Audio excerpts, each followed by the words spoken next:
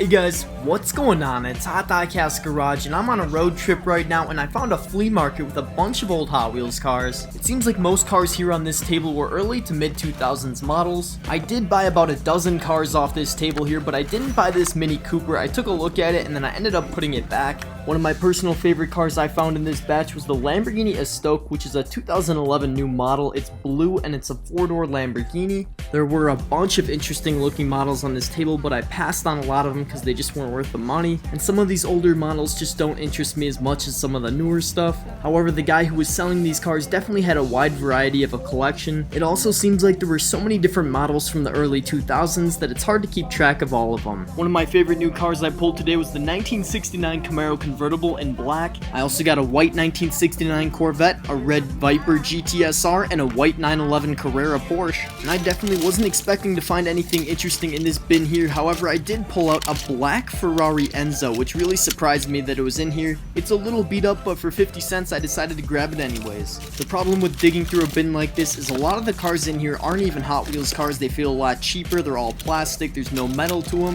The only other model I pulled out of this bin was a Porsche 959, which I decided to grab and I might do a restoration job on it. Now this next bin here was $1 a car and he had a mixture of Hot Wheels, Matchbox, and some other cars in there as well. I was very happy to grab a black Ferrari 360 Modena as well as a Ferrari 348 in yellow. Another really cool car was the Mercedes SLK in gray, and I also think this purple Ford GT40 was another really cool find, along with this Nissan Skyline I picked up as well as a blue Ducati from 2013. Now like I said, I probably picked a dozen cars off that table, but I also picked out another 10 cars out of this bin. As we're digging along here, we pull out a 1971 Maverick Grabber in blue, which I think looks pretty good. Now I've never heard of the Cadillac LMP, so I had to buy it, as well as a Corvette Street Beast and a Harley Davidson Fat Boy.